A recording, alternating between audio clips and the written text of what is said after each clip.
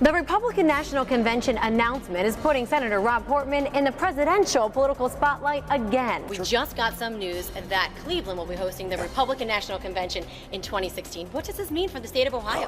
I'm thrilled. Congresswoman Marcy Kaptur, thanks so much for your time tonight. Again, President Obama's 5th State of the Union address. Now we'll just have to wait to see if he can work with members of Congress to achieve his new agenda. Our local lawmakers react to the controversial Supreme Court decision in favor of Hobby Lobby. Do you think you could also use more support for tax reform from Republicans? Well, I'm getting a lot of support. I'm obviously working through the bill. What does this mean for jobs in our community? Well, first of all, immediately it means now you're being outspent, but you're up in the polls. So what do you have to say to your competitor, Terry LaLand? Well, that's it. They are spending millions of dollars. But now York's hometown guy could possibly be headed to the governor's office.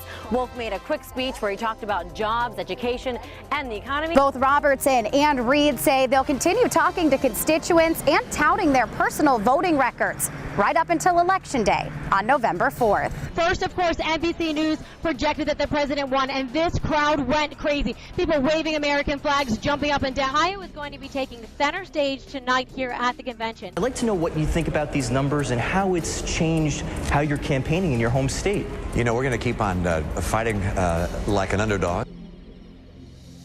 He told me that he heard 5 gunshots. Then he actually saw people across the street ducking, getting down. Congress finally voted to reopen the government and raise the debt ceiling. It's been a confusing day for people in Boston as they try to cope with the bombings. They're also dealing with conflicting news reports about a suspect. Several developments on the Syria front today. There's been a steady stream of people braving the D.C. heat to come by the Supreme Court today where this huge decision was handed down. Slavery still exists in Michigan and in Flint. That's what sex trafficking experts say they want you to know. On some nights, more than 80 sex acts are performed at a single truck stop. Many of them by young children, the victims of sex trafficking. It all happens in beds like this one, in the back of a truck. Do you think that our community needs a wake-up call when it comes to this particular issue, sex trafficking? We need a wake-up call, yes, in Northwest Ohio. We know that in Ohio there's a shocking statistic. More than 1,000 children are involved in sex trafficking every single year. All of our children are exposed, and the fight to keep them safe continues.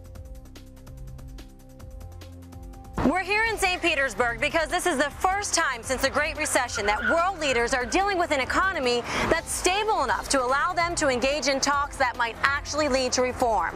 The G20 agenda is wide-ranging, but I talked to our local lawmakers about what they say will have the biggest impact on your life. Vice President Biden and Secretary of State John Kerry have brought up the issue of Russian adoptions in very high-level meetings without success. President Obama is here in Russia, but he's not expected to meet one-on-one with Russian President Vladimir Putin, leaving doubt about whether anything can be done soon to reverse the ban on Russian adoptions. The president arrives in Los Cabos, Mexico, and we're with him every step of the way. What's happening on Capitol Hill as we talk to you late in the week here?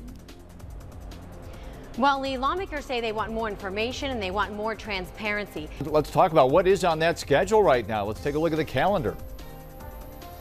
Hi, Lee. Well, I actually do have the calendars here with me. This is the House schedule. They're only working for about 40 more days until the end of the year. What was the feeling among lawmakers on Capitol Hill following his speech? Well, Don, I talked to about 20 members of Congress following the president's speech, and I can tell you that not a single one of them said to me, yeah, I think it's a great idea that the president goes at this all alone. Welcome to Inside the Capitol. I'm Jacqueline Policastro in San Juan, where lawmakers say they're trying to shape the future of Puerto Rico. Tonight, we're taking you behind the scenes of the Jefferson Educational Society Global Summit. The meeting of some of the best political minds in the nation happened right here in Erie. Thanks so much for watching. We'll see you next week. And don't forget, in the world of politics, between now and then, anything could happen.